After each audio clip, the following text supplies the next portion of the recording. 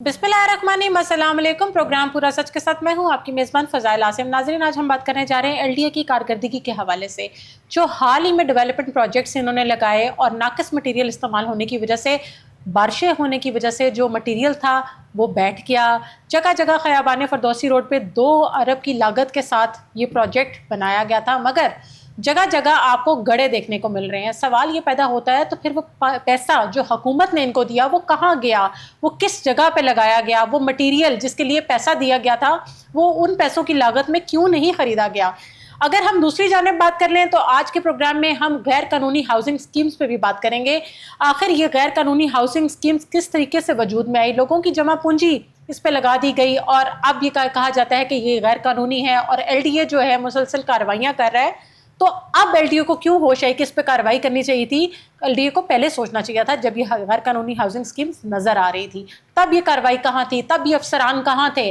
आज अपने प्रोग्राम में हम इस पर डिटेल में बात करेंगे। स्टूडियोज में मेरे साथ मेरे रिपोर्टर कामरान अली मौजूद है, लेकिन सबसे पहले हम देख लेते हैं अपना ये पैकेज।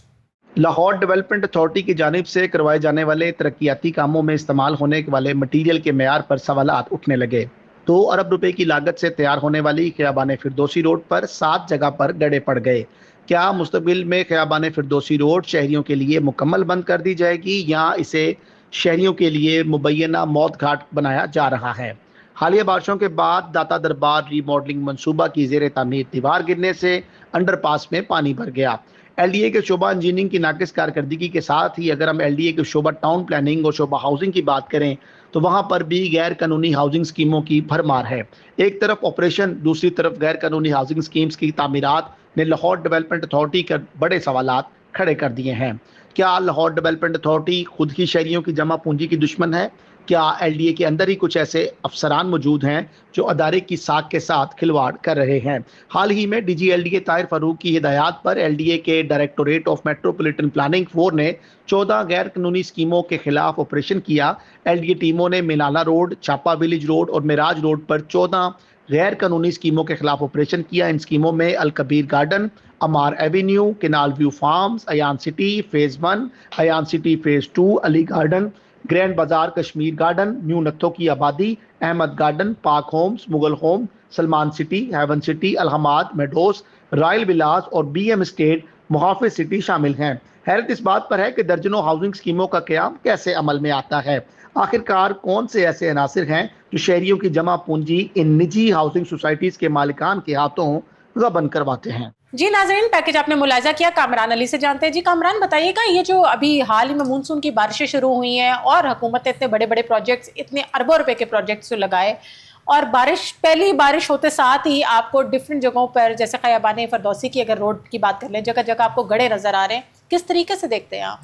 बिस्मिल्लाहिर्रहमानिर्रहीम। लाखों करोड़ों दरूद नबी अकरम सल्लल्लाहु अलैहि वसल्लम उनकी हाल पर। शुक्रिया फ़ज़ाइल। ये वो रिज़ल्ट्स हैं जिनका हम बड़ा बेचैनी से और बड़ा बेसब्री से इंतज़ार कर रहे थे कि हम समझ ये रहे थे शायद कि लाहौर का भूलिया बिल्कुल तब्दील हो जाएगा और लाहौर में जो रहने वाले तमाम शहरी हैं उनको तमाम सहूलियात, ख़ास तौर पर लाहौर का जो इंफ्रास्ट्रक्चर है वो तब्दील होता हुआ हमें दिखाई देगा, क्योंकि लाहौर समेत पंजाब भर में 1240 अरब रुपए दिए गए। लाहौर को सिर्फ 204 अरब रुपए मिले तरक्याती कामों की मद में। जिस प्रोजेक्ट की आप बात कर रही हैं ये लाहौर का मशहूर मारूफ खड्डा सड़क इसका नाम है। इसको गड़ा सड़क भी कह सकते हैं, इसको मौत घाट भी कह सकते हैं, जो आप नाम रखना चाहें वो इसका रख सकते हैं। लेकिन बदकिस्मती ये है कि यहाँ पर जो रहने वाले लोग हैं उनमें ज़्यादातर तादाद जो है वो ओवरसीज़ पाकिस्तानियों की है। यहाँ पर रहने वाले लोग जो है मुतअद्दिद डॉक्टर्स हैं, यहाँ पर रहने वाले लोग मुतअद्दिद बड़े बिजनेसमैन हैं, यहाँ पर रहने वाले मुतअद्दिद बड़े ब्यूरोक्रेट्स हैं। उसकी वजह ये है कि वहाँ पर आम आदमी तो घर ले ही नहीं सकता, क्योंकि घर की जो कीमत है वो 4 से 5 करोड़ रुपए है। तो जिसके पास 4 से 5 करोड़ होगा वही खयाबान फिरदौसी मेन बुलेवार्ड जो एरिया है उसके करीब घर लेने के बारे में। 4 से 5 करोड़ का घर नहीं है, 4 से 5 करोड़ का प्लॉट आता है। मैं तो एक छोटे घर की बात कर रहा हूँ जो 5 मरले का या 10 मरले का घर हो, तो 1 कनाल का घर तो डेफिनेटली वो फिर 10 करोड़ से ऊपर का ही होगा। लेकिन गुजारिश ये है कि ये जो आप देख रही हैं, जो मैंने इसको मौत घाट का नाम दिया है, जो मैंने इसको गड़ा सड़क का है, खड्डा सड़क का है, ये खड्डा सड़क जो है ये कोई शादरा के इलाके में नहीं है, ये कोई रावी टाउन में नहीं है, ये कोई वाघा के इलाके में नहीं है, ये कोई अजीज भट्टी टाउन के पसमानदा एरियाज में या कोई कच्ची आबादियों की बात मैं आपसे नहीं कर रहा। मैं आपसे बात कर रहा हूँ लाहौर की मारूफ शाहराह मेन बुलेवार्ड को जो है जोहर टाउन खयाबान फिरदौसी की। तो खयाबान फिरदौसी पर जो माजी में गड़े पड़े इस पर हमने ही आवाज़ उठाई और वजीर हाउसिंग पंजाब बिलाल यासीन साहब ने जब चार्ज संभाला तो लिबर्टी चौक में मैंने उनसे सवाल किया कि सर एक ही जगह पर 3 दफ़ा गड़ा पड़ गया और मौजाना तौर पर कोई शख्स जो है वो जाँ बहक या ज़ख्मी नहीं हुआ, तो आप ये बताएं कि इसका जिम्मेदार कौन है। और ये सवाल वज़ीर आला पंजाब ने भी मीटिंग में इन लोगों से किया था कि अगर कहीं गड़ा पड़ जाए तो उसका जिम्मेदार कौन है। तो इन्होंने कहा जी हम इसको देखते हैं, कमेटी बनाते हैं। वज़ीर आला को भी इन्होंने, लेकिन फिर भी बात आपके अदारों पे नहीं आ रही होती, वो ठेकेदारों पे बात आ जाती है। अब ठेकेदारों को जब पैसा दिया तो मटेरियल तो प्रॉपर इस्तेमाल मैंने पहले भी गुजारिश की थी कि जो ब्यूरोक्रेसी है, सरकारी अफसरान है या जो ठेकेदारान हजरात हैं, अगर तो ये काम ठीक करते हैं तो हुकूमत की नेकनामी होती है, और अगर ये काम ठीक नहीं करते तो फिर मीम्स बनते हैं। जिस तरह आपने मीम्स बनते हुए इन बारिशों में देखे, लोगों ने तरह तरह के गाने, तरह तरह के नारे लगाकर उस पर, जो एक शुएब साहब हैं जो वज़ीर आला पंजाब के साथ होते हैं, तो उनको लोग मुखातिब करते रहे कि शुएब आप देखें पानी कहाँ पर है।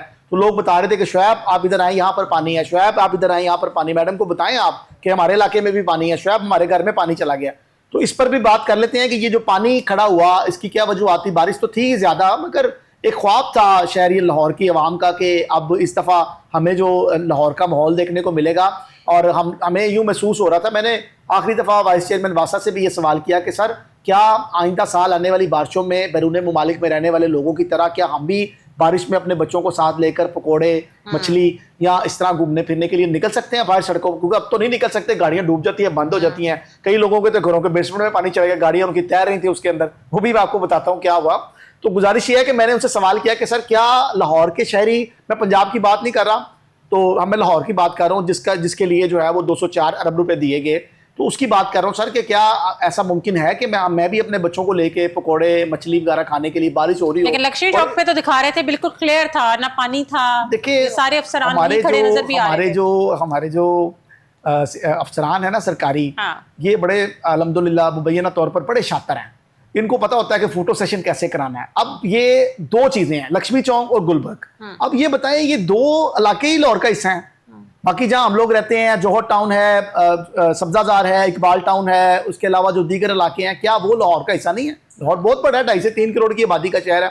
तो 2 जगहों पे विजिट्स क्यों होते हैं? मतलब अगर हम गुलबर्ग की बात करें तो उधर विजिट्स हो रहे होते हैं, वजीर हाउसिंग सेक्रेटरी साहब उधर जा रहे होते हैं, सेक्रेटरी साहब और वजीर हाउसिंग साहब इधर लक्ष्मी चौक में आ रहे होते हैं। तो लक्ष्मी चौक में इस दफा आप हैरान होंगी कि 243 mm बारिश हुई तो लक्ष्मी चौक में पानी ही नहीं था। अगर था भी तो थोड़े देर के बाद वो रिमूव हो गया था वहां से। कैसे क्लियर हुआ ये बताता हूँ आपको।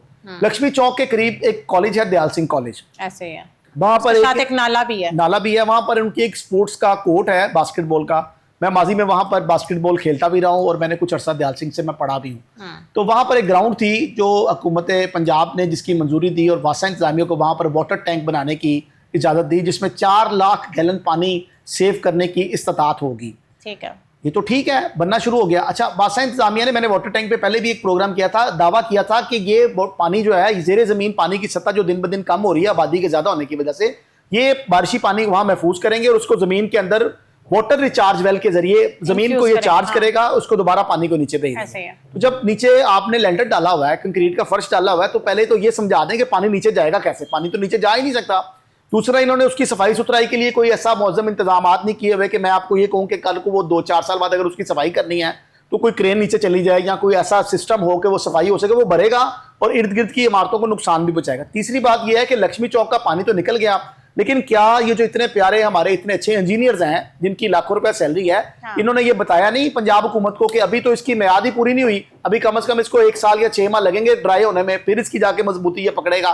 तो अभी इसमें पानी खड़ा करना, सेव करना, फोटो सेशन करना अच्छा नहीं होगा इस वाटर टैंक के लिए। तो अभी वो वाटर टैंक की छत भी नहीं ऊपर से कवर की गई, वाटर टैंक जो है वो ओपन पड़ा हुआ है। खुदा न ख्वास्ता अगर कोई शख्स वहां पर रात के अंधेरे में वहां अंदर चला जाए और गिर जाए और तो उसका कौन जिम्मेदार है? कोई नहीं। बच्चे वहां पर इर्द गिर्द की आबादी लोग वहां पर खेलते थे, वो ग्राउंड थी, लोग बच्चे वहां चले थे, कोई वाटर टैंक में गिर जाता है, आपने लाखों गैलन पानी उसमें ये तो कुछ भी नहीं है। अभी वो जो एक बच्ची दुबई से फैमिली आई हुई थी, वो जो सोजो वाटर पार्क के अंदर जो बिल्कुल ऐसे ही है, जिस तरीके से उसकी जान चली गई, उसको भी किसी ने, और वो बड़ा लोग सोजो वाटर पार्क को बड़ा महफूज समझते थे कि ये बड़ा महफूज है और लोग वहां पर बड़े शौक से जाते थे कि उस पे भी कोई काम शाम हुकूमत स्टार्ट करेगी। मगर come to the point again, मैं आपसे ये पूछना चाहूंगी, ये जो पानी और ये जो हमारे प्रोजेक्ट्स लगाए गए हैं और अभी पहले ही मानसून की बारिश हुई है और गड्ढे बन गए हैं, जो मटेरियल इस्तेमाल किया गया आया जो मौजूदा निगरानी है और मटेरियल चेक करने के लिए कोई मौसर इकदाम नहीं है? अच्छा, कोई मैं आपके ऑडिट नहीं है? दोनों क्या तीनों सवालों का जवाब जो है वो देता हूँ। पहले मैं आपके सवाल का जवाब दूं कि ये जो प्रोजेक्ट किए गए इनके लिए मटेरियल जो इस्तेमाल हुआ, हाँ। उसमें क्या उसको चेक किसने करना था? उसको चेक करना था नेस्पाक ने। ठीक है। लेकिन जब नेस्पाक के अफसरान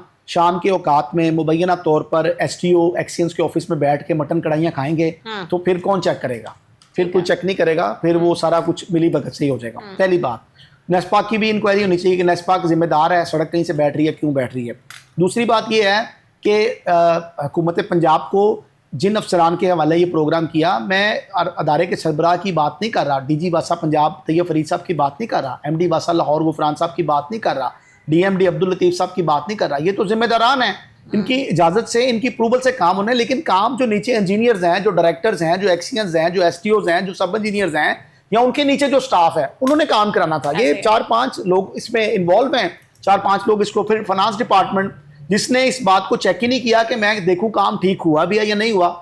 मतलब आप लोग साइन करते जा रहे हैं चेक्स के ऊपर और पेमेंटें ठेकेदारों को करते जा रहे हैं। कोई ऐसा बंदा भी फर्दे वाहिद तो जो कहे जनाब आपने मटेरियल ठीक इस्तेमाल नहीं किया, आपकी पेमेंट नहीं हो सकती, आप इसको ठीक करेंगे तो आपकी पेमेंट होगी। मतलब एक केस भी, सिंगल केस भी एक हमारे सामने नहीं आया। हमारे सामने ऐसे ऐसे केसेस आए हैं कि आप हैरान हो जाएंगे कि प्रोजेक्ट एक था, उसकी पेमेंट लेने के लिए 3-3 कॉन्ट्रैक्टर्स जो हैं वो फाइनेंस के डिपार्टमेंट में वासा के ऑफिस में पहुंच के उन्होंने जाके कहा जी मैंने, वो कहता है मैंने किया, वो कहता है मैंने किया, वो दोनों आपस में लड़ रहे हैं। वो कहता है जी प्रोजेक्ट तो मैंने किया, वो कहता है मैंने किया, जबकि हुकूमत ये कह रही है कि टेंडर सारे ऑनलाइन हो चुके हैं, ई टेंडरिंग शुरू हो चुकी है।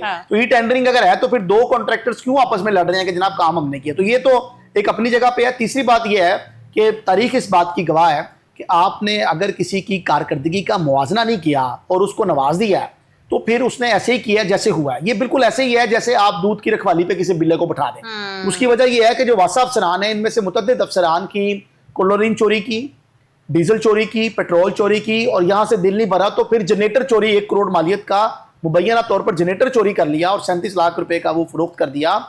और उसके बावजूद इन लोगों को एक टाउन में 11 अरब, एक टाउन में 21 अरब रुपए के, मतलब टोटल आप 32 अरब रुपए के फंड आप उस ऑफिसर के हवाले कर रहे हैं।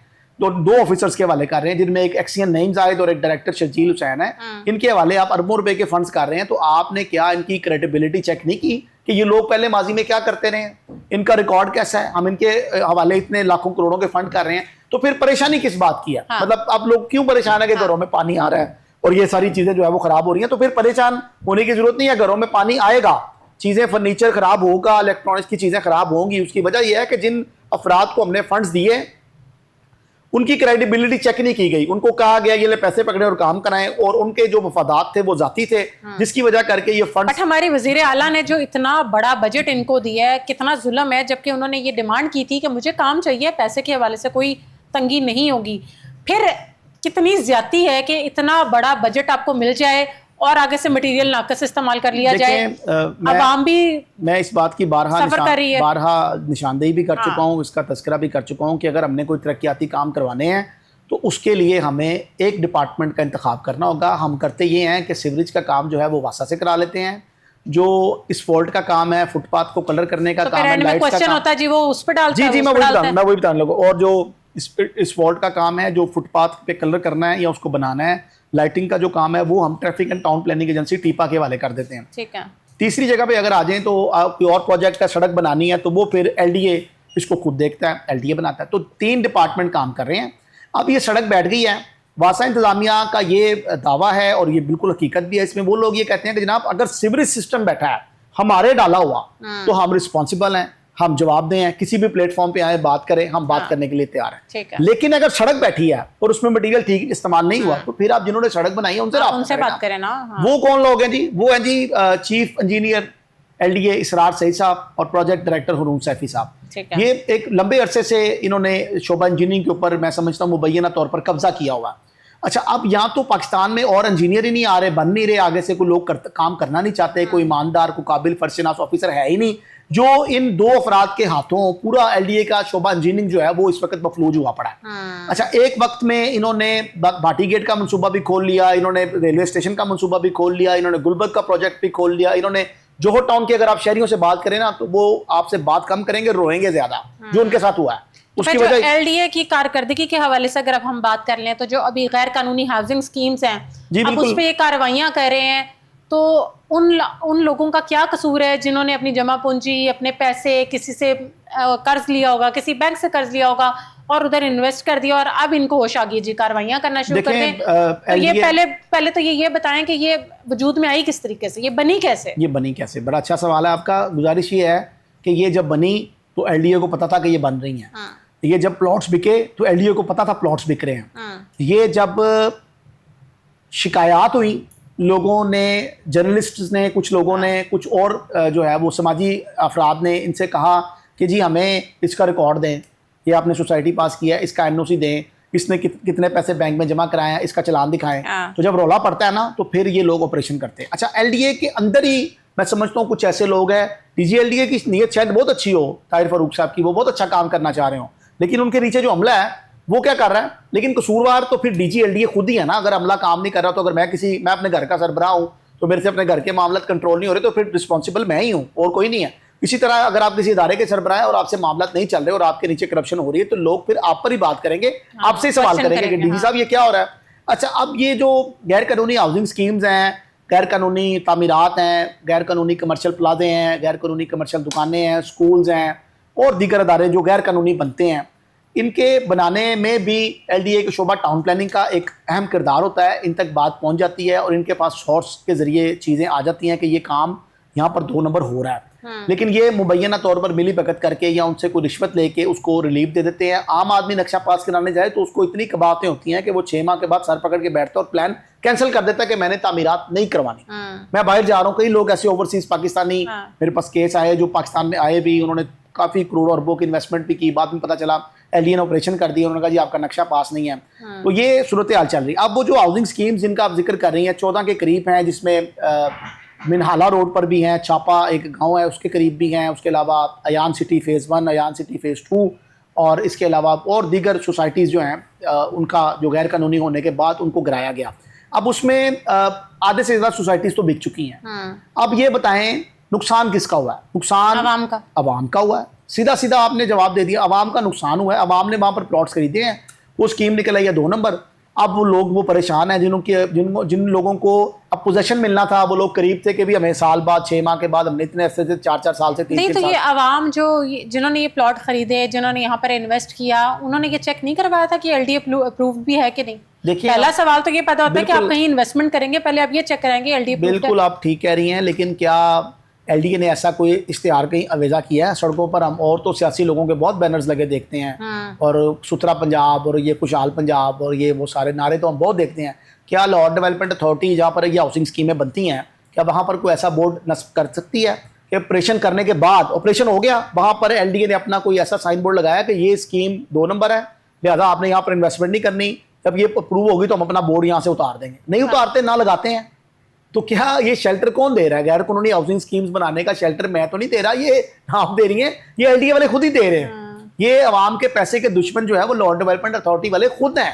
उसकी वजह ये है, आपने एक स्कीम पे ऑपरेशन किया तो ये काम आपको वहाँ करना चाहिए। आप उसको सील करते हैं या आप उस पर ऑपरेशन करके उसका जो इंफ्रास्ट्रक्चर है उसको मस्मार करते हैं, सीवरेज सिस्टम को मस्मार करते हैं और ये बताते हैं कि जनाब ये स्कीम, लोग ये समझते हैं वक्ती तौर पर कि ये स्कीम 2 नंबर है, तो लोग जिनका प्लॉट्स वगैरह होते हैं वो परेशान। लेकिन नहीं तो अब जो एलडीए कार्रवाई कर रहा है और जो अवाम की जो जमा पूंजी भी लगी है उस हवाले से अब क्या नए इकदाम कोई एलडीए कर रहा है? कुछ भी नहीं होना, क्या बनेगा? कुछ भी नहीं होना। 6 माह के बाद दोबारा वो लोग अपना जो इंफ्रास्ट्रक्चर गिरा हुआ है वो दोबारा ठीक करेंगे। अच्छा, अफसरान को दोबारा मुबैना तौर पर उनकी मुट्ठी गर्म करेंगे। तो वो फिर एलडीए से अप्रूव ही क्यों नहीं करवा लेते सोसाइटी? देखें, एलडीए से अप्रूव कराने में पैसे लगते हैं ज्यादा, मुट्ठी गर्म करने में लगते हैं पैसे कम। तो आप मुझे बताएं, मुट्ठी गर्म करना ठीक है या पास कराना ठीक है?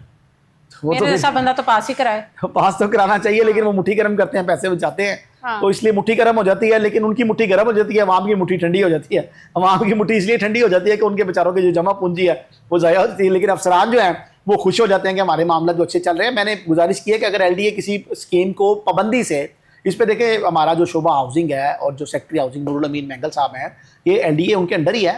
वो बड़े अच्छे हैं, बड़े काबिल अफसर हैं, वो चाहें तो ये सब कुछ कर सकते हैं। उनको चाहिए कि एक ऐसा इसमें Mechanism लेकर आए कानून हैं राइज किया जाए कि जिसमें एक स्टील का एक, जिस तरह हम आमतौर पर सड़क के ऊपर चले हुए हाँ। लोहे की चादर के बने होते हैं, उसके ऊपर लिखा होता है कि जनाब ये रोड इधर जा रहा है, ये रोड, इसी तरह के बनाएं, उनको आप लोहे के पिलर्स के ऊपर जो है वो वेल्ड करके लगा दें, उनको कहें जनाब ये स्कीम 2 नंबर है, इधर कोई बंदा इन्वेस्ट ना करे, जो करेगा वो जिम्मेदार खुद होगा।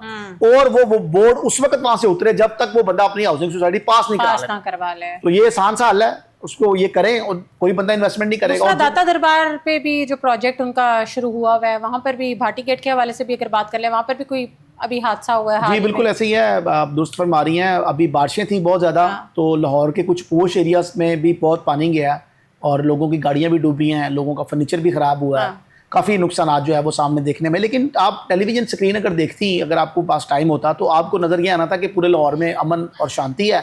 और पूरा लाहौर जो है वो साफ़ सुथरा है, क्योंकि जो फुटेजेस ये लोग इकट्ठी करते हैं ना, वो पता नहीं कहाँ से ले आते हैं ये, उसमें तो सड़कें साफ नज़र आ रही होती हैं, उसमें तो हर तरफ ट्रैफिक चल रही होती है, कहीं ट्रैफिक ब्लॉक नहीं होती। हम घर से निकलते हैं तो हमें ट्रैफिक ब्लॉक मिलती है, हमें जगह जगह गली मोहल्लों में पानी नज़र आता है। ये लोग दिखाते हैं सड़कें साफ और वजीर हाउसिंग विजिट कर रहे हैं, कभी लक्ष्मी चौक, कभी गुलबर्ग, कभी लक्ष्मी चौक, कभी गुलबर्ग। तो मैंने पहले भी गुजारिश की थी कि सर लक्ष्मी चौक और गुलबर्ग को छोड़ें, लाहौर बहुत बड़ा है, आए ना अपने हल्के में भी विजिट करते हैं। बिलाल यासीन साहब जब बारिशें हुई हैं तो वो अपने हल्के में भी नहीं निकले, वो सीधा लक्ष्मी चौक पहुंच गए हैं, लेकिन उनकी गली में, उनके इलाके में जहाँ से वो इलेक्शन लड़ते हैं वहाँ पर भी पानी था, वहाँ नहीं गए वो। और सेक्रेटरी हाउसिंग साहब जो इस बात का दावा करते हैं कि वो तमाम काम मेरिट पे करते हैं, तो सर ये हाउसिंग सोसाइटीज़ वाला जो इशू है इसको भी ज़रा देख लें कि ये क्या सूरत हाल चल रही है। और दूसरी बात ये है कि ये जो दाता दरबार के करीब भाटी गेट पर रीमॉडलिंग मनसूबा अंडरपास में जो पानी जमा हुआ दीवार गिरने से, और वहाँ पर एक कुआं भी बनाया जा रहा है, और कहा यह जा रहा है कि वो कुआं जो है वो बारिशी पानी को अपने अंदर ले जाने की सलाहियत रखता होगा, और वो अंडरपास से भी नीचे होगा। मतलब अंडरपास तो नीचे है सड़क से, पानी जब साइडों से आएगा सारा तो वो अंडरपास भर जाया करेगा, तो वो जब भरा करेगा तो फिर उसके लिए मोटरें इंस्टॉल की गई हैं जो वहाँ से पानी उठाएंगी, भी वाटरिंग सेट लगाएंगे वहाँ पर जो वहाँ से पानी उठाएंगे, और वो पानी उठाकर उस कुएं में डालेंगे, और वो कुएं से फिर पानी कौन बंदा जाने कौन बशर जाने कहाँ जाता है, वहाँ रहता है, यहाँ इर्द गिर्द की इमारतों को नुकसान पहुँचाता है। क्योंकि मुझे लग रहा है ये इंजीनियर जो जितने भी हैं ये मार बोंगिए रहे हैं, क्योंकि इनको पता शता कख नहीं है। पता होता तो शायद ये खयाबानी फिरदौसी रोड पर बार बार 7 दफा जो नहीं, गड़े तो पड़े। अगर ये इलीगल सोसाइटीज के हवाले से बात कर लें, तो आप जो ये कार्रवाई कर रहे हैं, तो कार्रवाई में क्या होगा? आया ये जिम्मेदारान को भी पकड़ेंगे, सोसाइटी के मालिक को भी पकड़ेंगे, क्या करेंगे? अवाम का क्या होगा? देखें अवाम के तो पैसे रिलीफ चलेंगे, मिलेगा या नहीं? अवाम को रिलीफ नहीं कैसे चलेगा? आप उन लोगों को क्यों नहीं पकड़ते जो जिम्मेदारान है, जो मालिक बने हुए सोसाइटी के, उनको भी पकड़े ना? आप दुरुस्त फरमा रही हैं, FIR होनी चाहिए, क्योंकि उन लोगों ने लोगों के साथ फ्रॉड किया है। पैसा तो उनके पास ही है ना। लेकिन गुजारिश ये है कि ये सिर्फ ऑपरेशन की हद तक होता है, और ऑपरेशन में इतनी कबाहतें हैं ना कि ये मैं आपको बताऊं, LDA के शोबा हाउसिंग की जिम्मेदारी है, और प्राइवेट हाउसिंग स्कीम जो PHS है उनकी जिम्मेदारी है कि ये लोग जाके गैर कानूनी हाउसिंग स्कीम्स के खिलाफ ऑपरेशन करते हैं। जब आप या मैं या कोई आम शहरी जाके उनको बताता है कि सर ये मैंने प्लॉट यहाँ पर लिया था, लेकिन पता चला ये LDA से प्रूव नहीं है, तो लिहाजा आप इस पे ऑपरेशन करें, ये स्कीम 2 नंबर है, इसके खिलाफ कार्रवाई करें, तो वो ये कहते हैं हमने टाउन प्लानिंग को लिख दिया, ठीक है, अब टाउन प्लानिंग के पास जिस दिन मशीनरी होगी